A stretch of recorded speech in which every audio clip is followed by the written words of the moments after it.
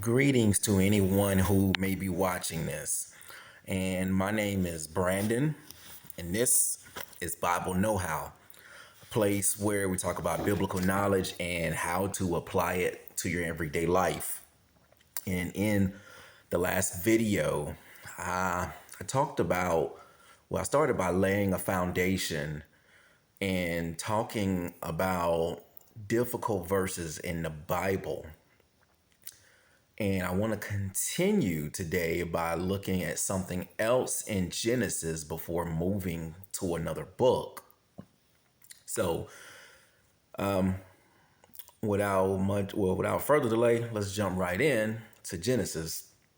Genesis 3:9, another verse that some people take issue with is that verse because when God asked Adam, "Where are you?"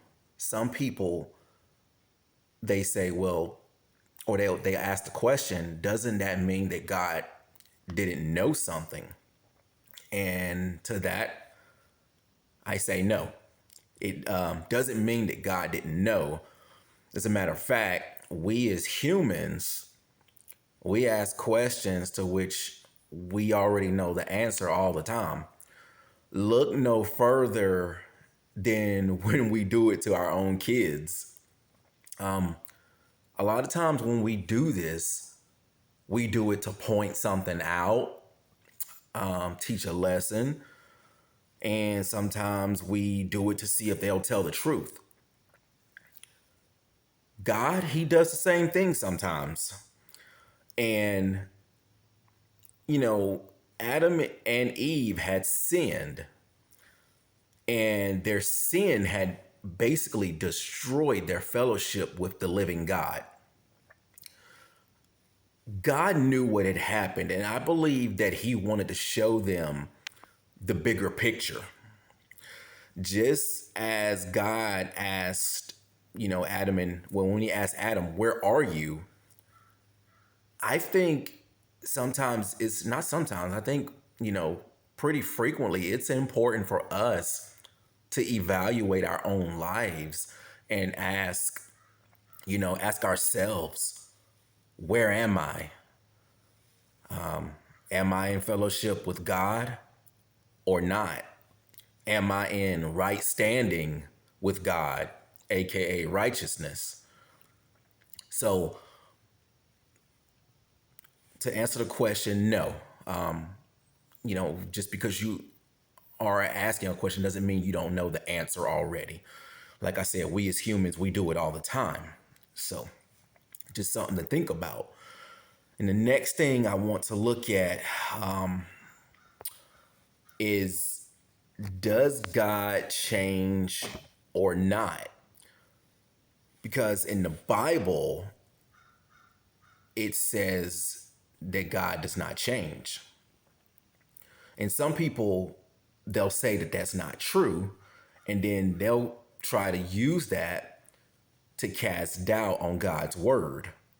So I want to look at a few scriptures and then go a little deeper. I want to read something from Exodus chapter 32 and 14, and also Malachi 3 and 6. All right, so in Exodus 32:14, it says, "So the Lord relented from the harm which he would do to his people, which he said he would do to his people." In Malachi 3:6, it says, "For I am the Lord, I do not change." Okay. So when some people see verses like this, they go into accusing the Bible of a contradiction right away without investigating it a little bit. And to that, I strongly object. Now in Exodus 32:14, you have an example of something that is conditional, and it really depended on someone interceding for Israel. Here in Malachi 3 and 6, you have an example of God's character not changing. So it's important to realize that when God says he does not change, he's speaking about his nature and his character. You know, this does not mean that God cannot change how he works with people. As a matter of fact, God, he does this all the time. And if God didn't change how he worked with people, no one would be saved. Because remember, we're all born into sin. And, God, he changes his mind and forgives us when we surrender to him and accept him into our lives. So this doesn't mean that God can't change how he works with people, but his nature and character will not. You know, there are some things in the Bible where it might seem as though God is changing when actually many things in the Bible are conditional and they depend on how a person responds a lot of times. So another good example of something that is conditional can be found, well, it can be found all throughout the Bible, but another one is Deuteronomy chapter 11, when God said Israel would be blessed for obedience, but cursed for disobedience. If you notice, they're both there, the blessing and the curse.